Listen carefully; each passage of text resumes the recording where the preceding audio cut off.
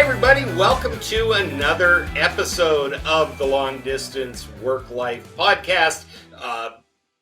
This is the podcast about all things working remote, technology, leadership, uh, working from home, staying sane, all of that good stuff. Today, we are talking about hybrid work and the tools we need to make that happen. And we are going to talk to the CEO of Tandem, who just happens to be Rajiv Ayyangar. Hi, Rajiv. How are you? Hi, Wayne. Doing well. Great to be here. Well, thank you for joining us. Why don't you give us a very, very brief introduction to yourself and to Tandem, and we'll take it from there. I'm Rajiv. I'm one of the co-founders of Tandem, which is a virtual office for remote and distributed and hybrid teams. I was working with two good friends from Yahoo, and we were working on a totally different idea. And what happened was my friends had kids around the same time. So this was in 2019. We were working in person, and all of a sudden we started working remotely.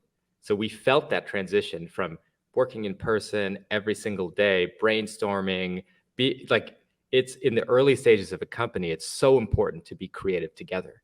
And when we started working remotely, we didn't feel like a team anymore. So we tried every tool out there. We started building our own tools and eventually pivoted to working on a tool that helped us with connections. So Tandem's a virtual office.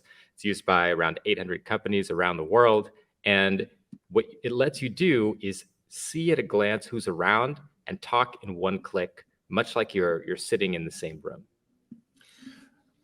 That's a lovely synopsis of two things. It's a synopsis of what the tool is, and we're going to get specific about that in just a moment. It also raises the issue of, whenever I talk to technology people, I'm always fascinated by what's the problem you were solving for.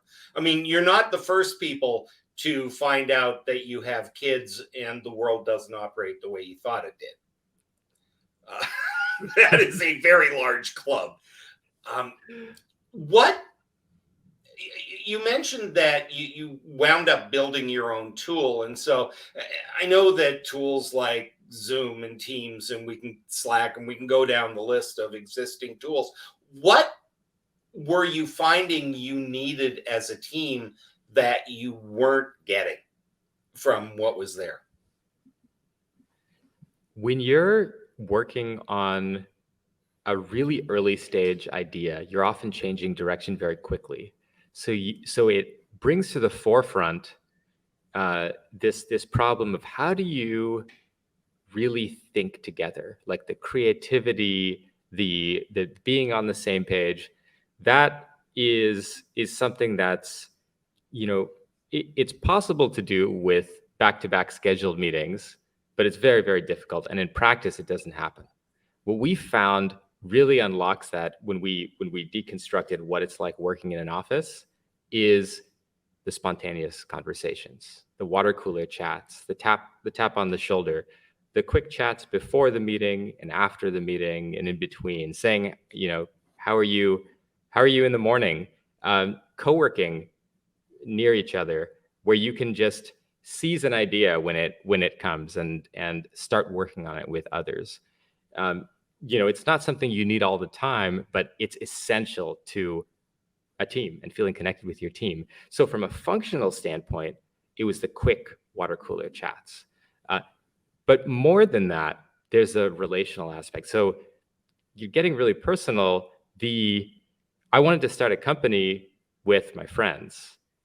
The actual company or the idea was a little bit less important. We actually started as a cryptocurrency portfolio tracker and pivoted several times. But I think what we all thought was, if we're in this together, it's going to be amazing. And some of my, lifelong friends have been made through working on difficult creative problems together. And when we step back and look at the macro picture, we spend so much of our time at work working on things that are fulfilling, that hopefully give us satisfaction. If we can't relate to the people around us, that's a huge loss in our lives in the world. And so that connection, really getting to know the people you're working with, feeling connected to them, feeling like you're in this together. That is so hard to do when you're remote. And there are lots of reasons for that. But those two combinations, quick, spontaneous chats and that feeling of connection, were what we set out to. I love that mindset, and of course that's great. Now, one of the things, and of course, people aren't looking at Tandem as we are talking about this, right? So I'm trying to give them a picture. One of the cool things about it, and also, frankly, one of the things that is a little bit of a red flag, is that in order for Tandem to work, it's always on, right? It's always kind of there in the background, which is what allows you to say, "Hey, I need to talk to you," or whatever. Is it? I've got that right? The desktop app, you can close it. You can also go into do not disturb, or there are many ways to kind of make yourself unavailable. But what it does do when you're working, just like an office, you can go to the office. With Tandem, you can be available to your teammates. And it becomes really, really easy to have spontaneous chats when you are working. So there is a separation that happens where you can decide whether you're available or very not available. Yeah. I'm curious about the reaction when you tell people about this. I am, all appearances to being a crusty old guy, I am a relatively trusting human being with the people that I work with. And I know that the moment we talk about always on or always available, there is an emotional reaction that goes with that. What has been some of the feedback that you get? Yeah, the I think one design principle for us is letting you be as available as you want to be and giving you tools to do that. So one of the things that we especially in the early days, we did get a lot of feedback on this. And so one of the things we did is, as you go through onboarding, we walk you through settings, and we try to explain as best we can how you can choose what level of availability you want. So you can be in do not disturb. I mean, you could just have the app closed and then you're totally unavailable and your teammates will see you're unavailable. You can be in do not disturb. And then if we go further, you can be available, but if you're in a meeting or if you're actively working on something, we do things to help your teammates get the picture. Then you can be super available. You can actually be connected in a room with audio live. And that's like sitting in the open floor of an office and inviting people. It's more inviting. It invites people to talk. And then you can tell somebody like, hey, you want to talk. And there are waves, they're kind of different ways you can do that. So we try to create a spectrum and not have too much of an opinion on how available or how close, how proximate you want to feel to your teammates, and help you navigate that. I love that you are very intentional about not just how does it work, but here are the levels of engagement that you can have and the mindset behind it. I think a lot of technology contains those things. I mean, anybody can decide I'm available, I'm not available, whatever. Right. But we don't often raise the intentionality of that to a feature of the tool. It's kind of assumed that people can do that. And then we look at each other like, why is he always on do not disturb? Right. Do not, just always being on do not disturb or having availability be binary, for example, just green dot or gray dot, that is so limiting. So when we're actually in person, there are so many different ways I can get your attention, and they mean different things. I can send you a message. I can wave at you. I can make eye contact. I can tap you on the shoulder. I can say, hey, Wayne, we're talking with Ronit. Can you join us? So you see that two people want to talk with you. We can go into a room and have a meeting. We can go to a table. There are all of these different ways to talk, and each one carries some meaning.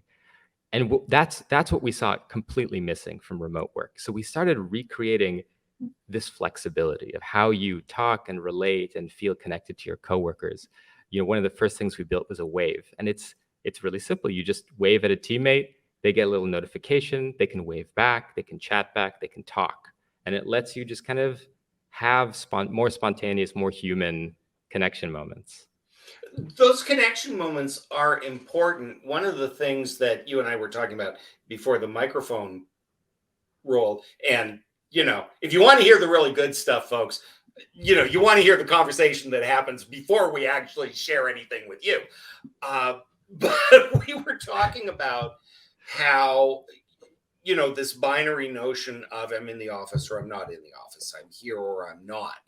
Hybrid is not just making peace with that. I mean, a real hybrid, flexible approach to work is different than being all in the office, or it's not just replicating the office experience. Tell me, kind of in your mind, how do you picture hybrid work, and what are some of the important differences? Yeah, that's a great thread. So I think hybrid work is going to be flexible. It's going to be quite flexible. Some people will be in the office some of the time, some people will be fully remote, and everything in between. And what that means is that in some ways, and we're all experiencing this, hybrid work is messier and more difficult than either fully remote or fully in person. It is very difficult to connect in the same way when you're remote and when you're in person. And what that creates is a second-class citizen problem, where people who are remote don't feel as included. And that's a very, very difficult. That's something that just kind of really strains the fabric of the team, right? And so we're seeing lots of approaches to solving that. But I think one of the things I'm excited for is that in addition to various approaches to culture and process and cadence, a lot of technology is being built that is closing that gap. So there's, of course, what we're doing with hybrid spaces, where it lets remote teammates teleport around the office. There's some really interesting other technology companies like Tonari, which is a Japanese company that turns your wall into a window between two offices. That really connects multiple offices. And there's a lot of stuff and a lot of other companies that are working on bridging that gap. But I guess to go back to your question, a hybrid looks like flexibility. It looks like, and I think there's a vision here that we're all striving for, whether we want to or not. And that vision is, if we look back on the last week of work with our colleagues, we should not remember who was in the office and who was remote. It should be the same. It should feel the same. You should feel like you can have the relationships, have the collaboration, have that closeness to people, no matter where they are in the world. But there's a lot to do to get there. Here's a question I don't think I've ever asked anyone specifically in the tech field, but it's actually the thing that is first and foremost in my mind when I look at technology, which is a lot of this stuff is cool and slightly creepy. The notion of being always on, and there's just some things about it that a lot of people kind of resist on a couple of different levels. And I guess my question is, what do you do as a designer to kind of reduce the resistance to just the concept?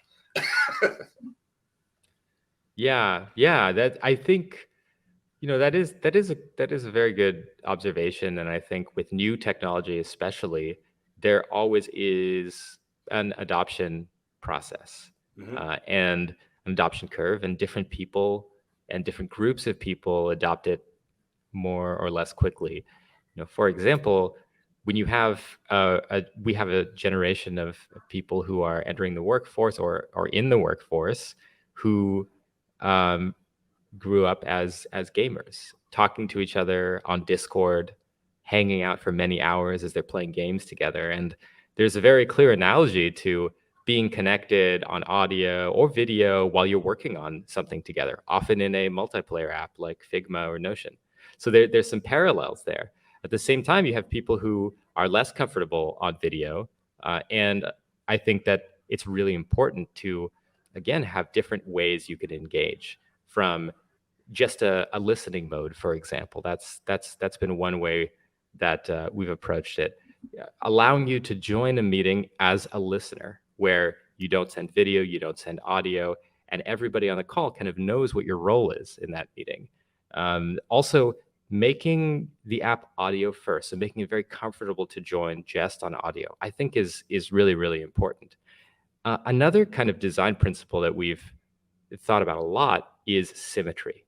So making sure that, for example, with the hybrid product that lets you join and teleport around the office, making sure that there is a sort of it feels like a window, not a camera, and that means thinking through what what's happening, what's the model, like what's the conceptual model of what's happening, and how do we let you know at each stage how connected you are, and give you the controls to become more or less connected as you want. That's a really great explanation. I really appreciate that. A couple of quick things, because as we fully expected, time is fleeting on us. What's the best practice that you use at Tandem that other people should be copying uh, in the way that you work with each other? Uh, this is so. This has been so fundamental that we've built a feature around it. So opening meetings to listeners as much by default as you can. So within a team or within a group or an organization, if you can make the meetings that are happening more available, and this is very easy with a virtual office, but you can do it with any set of tools. Sorry, just make the meetings transparent and available, and set a cultural norm that, within your team, unless a meeting's a one-on-one or private, please join as a listener. This increases, you can think about the glass office as a metaphor for this. It just increases the ease of knowing what's going on, and knowing how your coworkers. What I love about that, and maybe this isn't the intention, but it's certainly where my head went, is we all get invited to so many meetings that we're invited to just in case. And it's this very formal thing where we have to block the time, and suddenly that's on our calendar and it's getting in the way. What I'm hearing you say is meetings are open. If you really care, pop in. If you don't, it's cool. Yes, I and really it's like that. and the thing I love about this is it takes advantage of one of the strengths of remote work and digital meetings, which is that it's not that disruptive to pop in and then leave 15 minutes later. Whereas in a physical meeting, if you drop in as a listener, it you kind of feel the pressure to stay for the full meeting. Yeah, it was what kind of rude jerk pops in and then just leaves, Exactly. right? Especially if you're in a position of management or leadership, it can feel like you've changed the room by popping into, maybe one of your direct reports meetings. But online, it's very easy to be just a listener. And of course, the level of trust then both increases, but it needs to. Because if you can just pop in and out of meetings and people can just pop in and out, you're never 100% sure who's there. So I can see organizations where this would be a really beautiful, cool thing. And I can see other organizations where the shiver that just went up listeners' spine, thinking about this Well, probably you tells us more about their organization than not, right? well, you should always know who's there, hopefully. But yes, there is a degree of like comfort that you need to build. Yeah, absolutely. Rajiv Iyengar, thank you so much for joining us today. It's been a great conversation. I'm really digging this. I am going to ask you to hold on until I do this, but thank you very, very much for joining us. For those of you who have been listening, I hope you've enjoyed the conversation with Rajiv. The way that we look at remote work, hybrid work, and the technology is going to be key to what we do going forward. I also really like what Rajiv said, that some of this is generational and demographic, which means me or your boss needs to get their act together. For those of you who are unfamiliar, you can find the show notes as well as a Q&A form where you can ask your questions if you visit our website, longdistanceworklife.com. If you are listening to podcasts or watching this on YouTube. You know the drill. Like, subscribe, tell your friends. As we always say, word of mouth is the most important thing, unless you don't like us, in which case, keep your mouth shut. Nobody cares what you think. If you want to reach us, Wayne at kevineikenberry.com or Marissa at kevineikenberry.com. Thank you so much for joining us. I look forward to speaking to you again. If you haven't checked out Long Distance Leader or Long Distance Teammate, please do so. Other than that, we will see you on the next episode of the Long Distance Work Life. Super cool. I love your approach and the questions, and you get right to the point. We try. It's funny. I was telling Renee, I actually had a podcast in the very early days of podcasting. It was called the Cranky Middle Manager Show. And because I was doing it for myself, for my own amusement, the style was very informal and kind of goofy. And I like that approach when I'm listening to podcasts. But also, people want to get down to the nitty gritty, and they're, Cranky was 30, 35 minutes an episode. We're trying to keep it to 15, certainly less than 20. Yep. Not a lot of time to monkey around. Nope. Thank you so much, man. This was a great conversation. I really, really like some of the things that you said that, they really resonated. So good luck with Tandem and all that stuff. Thank you. And likewise, great conversation. Loved you kind of jamming on these ideas. I mean, I love talking about this stuff and kind of seeing how other people are thinking about it. So I just appreciate the time. Geek out for a while. Hey, feel free to connect on LinkedIn, whatever, stay in my orbit. Will do. This is great. I was telling Renee, I'm really glad we could do this. I'm leaving on vacation on the next weekend. And where are you going? The wife and I are doing a 30th anniversary blow out the stops, travel in a manner that we are completely unused to traveling in, London and Paris. Oh, fantastic. Yeah. My co-founder just got back from London, and we've both been to London, but we've never been together. And before she married me and lowered her standard of living appreciably, she used to travel a lot, and she'd been to Paris many times, but we've never been together. And so this is a bucket list trip. So, wow. Oh, that sounds amazing. All right. And Marissa, you could completely cut that off, and there's no need for you to listen to any of this. Anyway, thank you, Rajiv. Really, really good to meet you, man. Great to meet you as well. All right. Take care. Have a great rest of your day. Have a good weekend.